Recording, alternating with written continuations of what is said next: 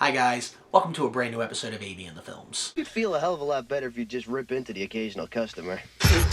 You're a clerk, paid to do a job. You can't just do anything you want while you're working.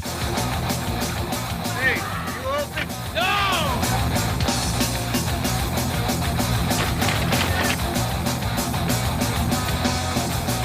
What kind of convenience store do you run here? Miramax Films presents Clerks. Just because they serve you doesn't mean they like you. You hate people, but I love gatherings. Isn't it ironic? I never saw Clerks, but I had heard of it because I remember Clerks 2 had come out, and I didn't know who any of the actors were, nothing. Then I turned 22, and, I started poking around on Amazon, and Clerks came up, the DVD for it, and I said, you know what? I've heard about this movie for years, and people seem to like it. I'm going to buy it on Amazon and watch it and see what happens. I bought the movie. Oh, what a great decision that was. If you guys haven't seen Clerks, I'll explain to you what the movie is. Clerks is an independent film about these two guys, Dante and Randall, and they both work at the Quick Stop. Actually, Dante works at the Quick Stop. Randall works at the video store next door. And it's basically the two of them working at the Quick Stop, because Randall keeps leaving the video store. He's the only one in the video store he keeps leaving. He doesn't care about working. He doesn't care at all. They're both working at the Quick Stop, and it's just a day in the life of clerks, these two clerks. And the boss doesn't show up, and they've got to be somewhere. They got to be to a hockey game, but they can't leave the store. Dante's complaining about his love life and this girl that he once liked before in high school, and she's engaged. Apparently, she's engaged to this designer guy, but he's in a committed relationship, and he doesn't know what he wants in life. And Randall's trying to tell him, pick something. Either pick this or pick that. Don't sit there complaining. And at the time, when I was 20, I saw this movie when I was 22. Okay, so this is about 5 years ago. Watching this film, I saw this movie at the right time in my life. It was a perfect time in my life, because a lot of the things that Dante is talking about, I was thinking myself about work, about life, about moving on, about what comes next in life, what is going to happen next if I don't do this, decisions. You just saw me talk about themes like this in Disney's The Kid. But the difference is this movie is rated R. There's a lot of...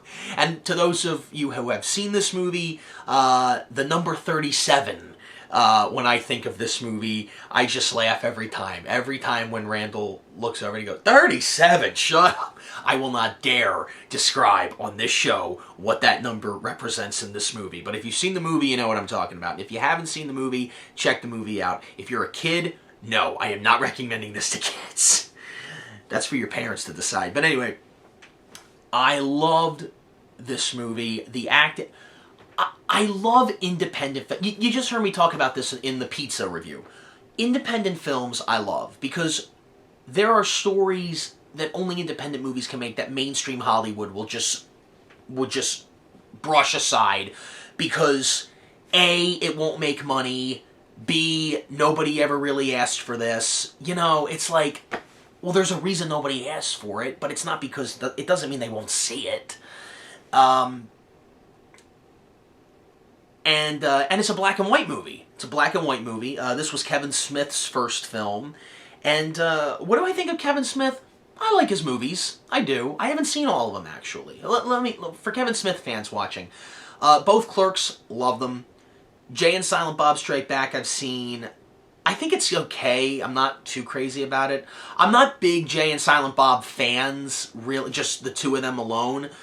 But when they pop up in the movies, they are funny. They are fun. Jason Mewes and Kevin Smith as Jay and Silent Bob. I do like the two of them. I think they're funny. As the main focus, well, you know what I think of Jay and Silent Bob Strike Back. It's okay. Haven't seen Mallrats. Haven't seen Chasing Amy. Haven't seen Dogma. I hear they're good, but I haven't seen them. Jersey Girl I thought was good with Ben Affleck. I thought that one was pretty good. But anyway, Yeah, I love, again, you know me, I love black and white movies, and I think the reason why this was in black and white is because it was independently made. You know, they just didn't have the money for color film, or maybe they did, I don't know, maybe this is what Kevin Smith wanted to do, but it takes place in modern time. I mean, this is 1994, was it 93 or 94? Yeah, it was 94. 94 was Clerks, and Dante and Randall are just, you know, it's funny, Dante is who I am, and Randall is what I want to be.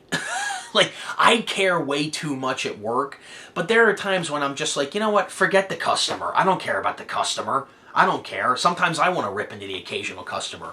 One of the scenes I love, there's so many great scenes in this film that I love, but one of them is when the two of them are talking behind the counter, and they don't have any customers yet, but they're just talking, and there's a lot, it's one of those talking movies. There's a lot of talking in it. Tarantino does a lot of that in his films. It's one of the reasons I love Tarantino movies. But the two of them are talking, and Randall goes, They never rent quality flicks. They always pick the most intellectually devoid movie on the racks. Ooh, Navy SEALs! It's like in order to join, they have to have an IQ less than their shoe size. You think you get stupid questions? You should hear the barrage of stupid questions I get. What do you mean there's no ice? You mean I gotta drink this coffee hot? So how much is this thing anyway? Do you sell hubcaps for 72 Pinto hatchback? The blow-up scene at the end between Dante and Randall. You're here of your own volition. You like to think the weight of the world rests on your shoulder, like this place would fall apart if Dante wasn't here. Jesus, you overcompensate for having what's basically a monkey's job. You push buttons. Anybody could waltz in here and do our jobs. The tagline for this film advertised was, just because they serve you doesn't mean they like you. Clever, but that shouldn't have been the tagline. The tagline should have been, I'm not even supposed to be here today! Now the sequel,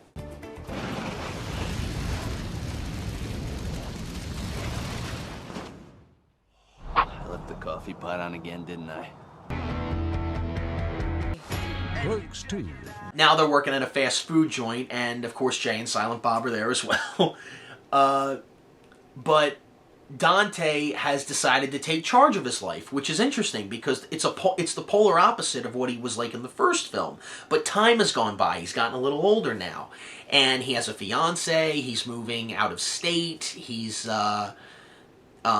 finally going to get out of this fast food job. He's not going to be a clerk anymore. And Randall, it's funny. Randall seems like he's going nowhere. So it's almost like the two characters have switched. In the first one, Randall was completely satisfied with his situation and didn't care. Dante was the one that wanted to make a change so badly, but he didn't know how. Now, in the second one, Dante is taking charge and moving forward with his life, and Randall doesn't know where he wants to go. You know what I mean? So it's an interesting turn here, especially for the sequel. It's not the same thing as the first one. It's very different. And now it's not, what am I going to do with my life? What's the next move in my life? Now it's all about, what am I supposed to do with my life in general? Because now they're not young anymore. They're not in their early 20s anymore. They're in their 30s, their mid-30s, and they're wondering, what am I supposed to do?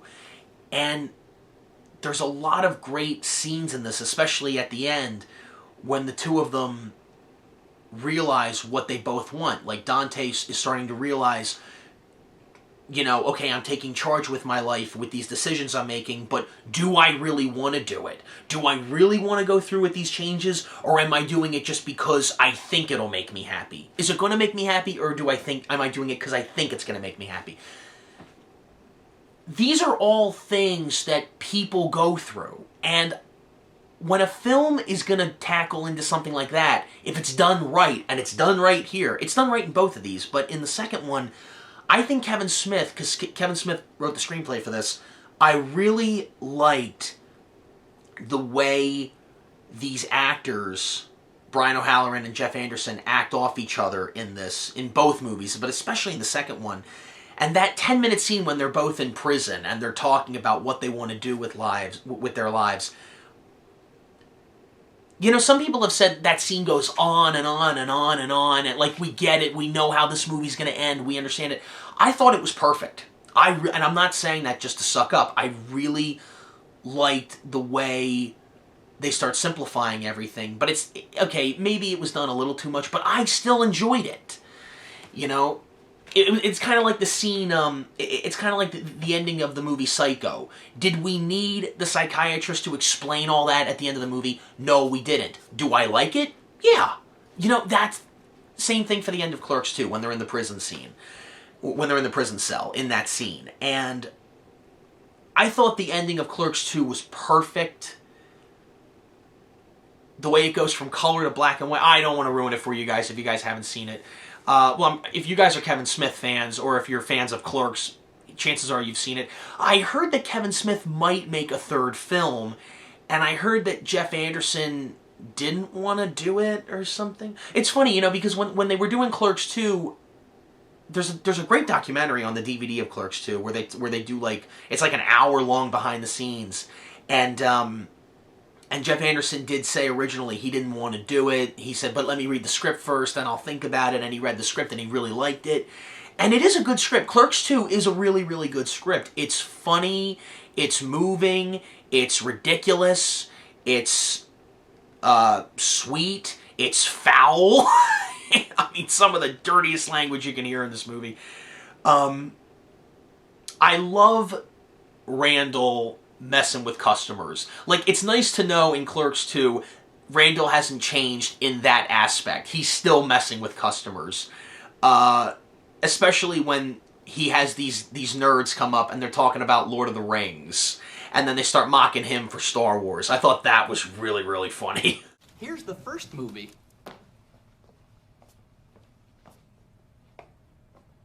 And here's the second movie.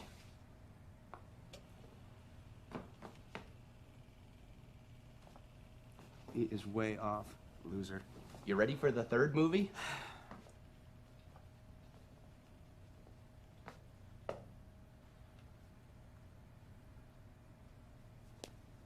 There's only one return, okay? And it ain't of the king, it's of the Jedi.